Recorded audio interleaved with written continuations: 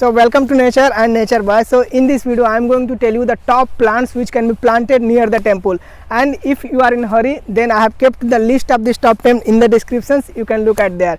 And friends, in this video I am going to categorize the plants into 3 categories. So if you are generally thinking to plant the trees near the temple, then these categories will be very helpful for you. So in this, the first one is the flowering plant, and the second one is the fruit plants, and the third one is the religious plant.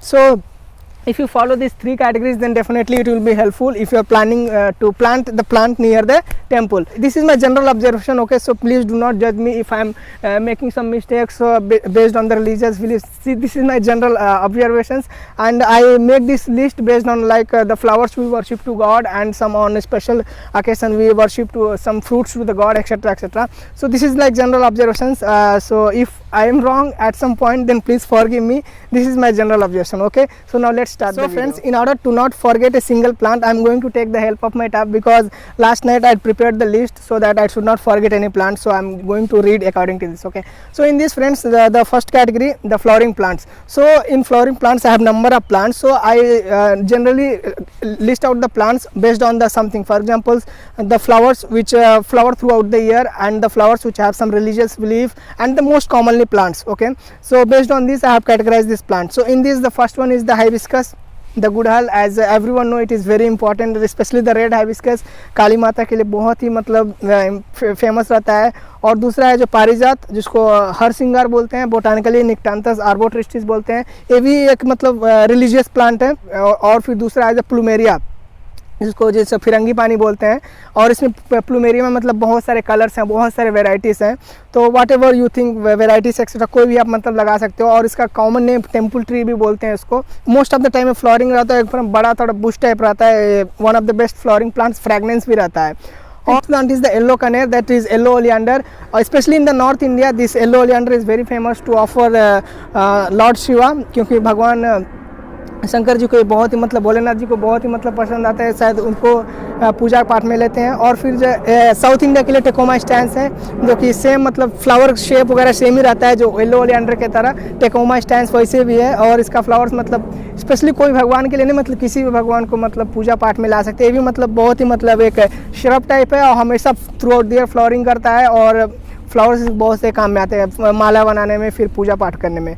और फिर एक ब्रह्म कमल है. तो I think ब्रह्म कमल सबको मालूम, लोग घर में मतलब स्पेशली घर में लोग लगाते हैं, और फिर एक साल में एक बार फूल आता है. तो आप मतलब मंदिर में भी लगा सकते हो. ब्रह्म कमल एक बहुत ही इंपॉर्टेंट और रिलीजियस प्लांट है. And eighth one is the Sita Ashoka. So here I want to tell you one point. So please do not confuse between false Sita Asoka and normal Sita Asoka, because many people will confuse. For example, the Polyalthia longifolia, which grow vertically.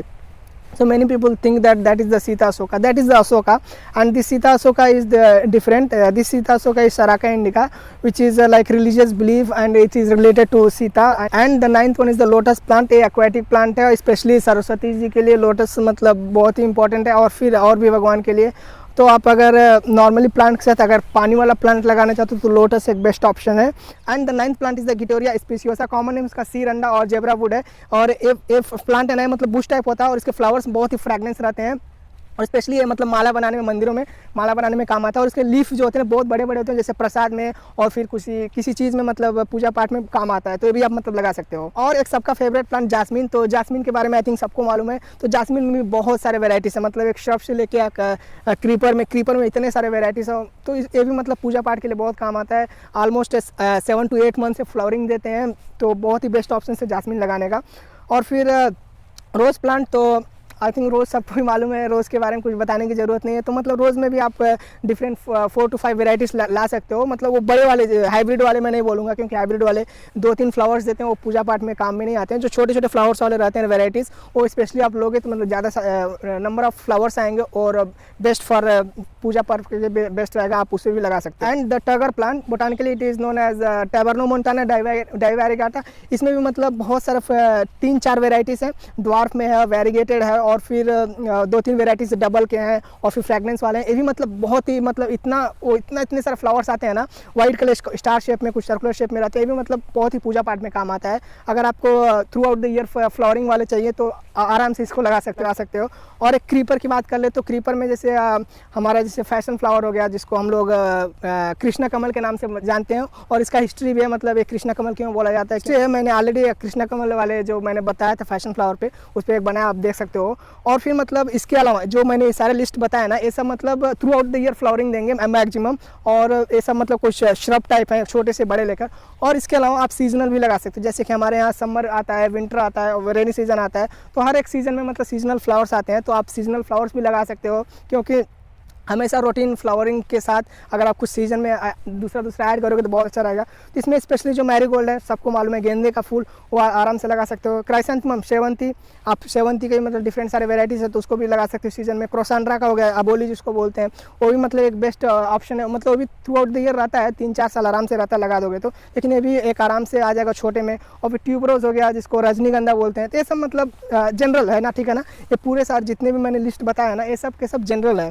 तो आप अगर एक मंदिर या फिर temple के पास plant selection करना चाहते हो तो इसको साथ आराम से जा सकते हो। और इसके अलावा अगर आपके पास लोकल कुछ प्लांट्स वेराइटीज़ हैं, आराम से आप लगा सकते हो। फ्लावर के साथ साथ मतलब फ्रूट्स का भी बहुत इंपॉर्टेंट है, और उसके पत्ते भी मतलब बहुत इंपॉर्टेंट है, कुछ फेस्टिवल पे बहुत इंपॉर्टेंट रहता है।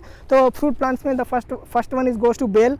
तो आई थिंक सबको बेल मालूम है। और फिर स्पेशली बेल का जो लीफ होता है, शायद शंकर भगवान को पूजा में बहुत यूज़ होता है। और फिर बनाना, तो आपको भी मालूम है बनाना का मतलब, बनाना का फल हो गया, बनाना का पत्ते हो गया, फिर बनाना का पेड़ हो गया, कितना इंपॉर्टेंट है हमारे मतलब रिलीजियस बिलीफ में। तो आप बनाना भी आराम से सिलेक्ट कर सकते हो। अगर आपके पास साउथ कुछ सीशो एरिया फिर साउथ का कुछ है, तो आप आराम से कोकोनट लगा सकते हो। और कोकोनट के साथ एरिका नट आता है, जो सुपारी का बोलते हैं, वो भी आप लगा सकते हो, क्योंकि वो भी शुभ माना जाता है। और फिर आम का पौधा लगा सकते हो, क्योंकि आपको मालूम है कि आम के लकड़ी का और फिर आम के पत्ते का कितना इंपॉर्टेंट हमारे पूजा पाठ में। तो एक आम का भी मतलब एक लगा दोगे तो अच्छा रहेगा। कहीं पे बाहर नहीं जाना पड़ेगा आपको, कुछ भी मतलब कोई भी पूजा पाठ का सामान चाहिए, फूल पौधे चाहिए, आराम से आपको मंदिर में मिल जाएगा। आम के साथ साथ बेर लगा सकते हो। तो बेर होता है, बेर का मतलब पत्ता और फिर उसके स्टेम और उसके फ्रूट्स, वो भी काम में आते हैं। और फिर आंवला का प्लांट लगा सकते हो, अपने अंगूर का पौधा लगा सकते हो, अनार का लगा सकते हो।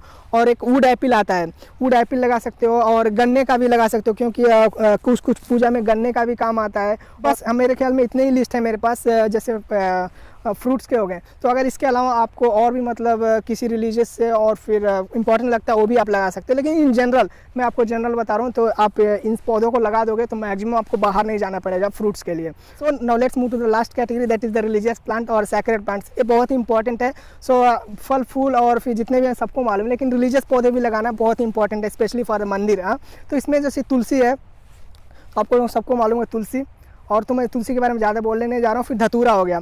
तो धतूरा में 2-3 कलर आते हैं। तो और शायद किसी मतलब स्पेसिफिक पूजा में धतूरे का फूल और धतूरे का फल और उसका पत्ते काम आते हैं, तो आप धतूरा भी लगा सकते हो किसी कॉर्नर में। और फिर कैलोट्रापिस, क्या बोलते हैं उसका, क्राउन प्लांट बोलते हैं, जिल्लोडू, तेलुगु में जिल्लोडू बोलते हैं उसको। तो आप उसको भी कैलोट्रापिस भी लगा सकते हो, उसका भी मतलब फल फूल बहुत से काम में आता है।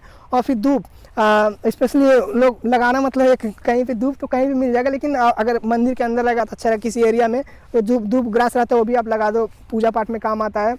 और लास्ट में एक समी प्लांट है, उसको बोटानिकली रोसेसिव सैनेरिया बोलते हैं। उसका भी मतलब मेरे ख्याल से मैं कहीं देखा था और मैंने खुद पढ़ा था कि किसी फेस्टिवल में उसको, उसके लीफ और उसके स्टेम को लोग यूज़ करते हैं, तो मैंने उसको भी मेंशन किया है। तो ये सब मतलब एक रिलीजियस प्लांट हो गया। और इसके अलावा जो बड़े बड़े ट्रीज होते हैं ना, जो कि हमको लगाना चाहिए स्पेशली मंदिर के आसपास, तो उसमें जो नंबर 1 कैटेगरी है कदम का। तो आपको मालूम है मतलब कदम जो है ये कृष्ण भगवान का फेवरेट प्लांट है।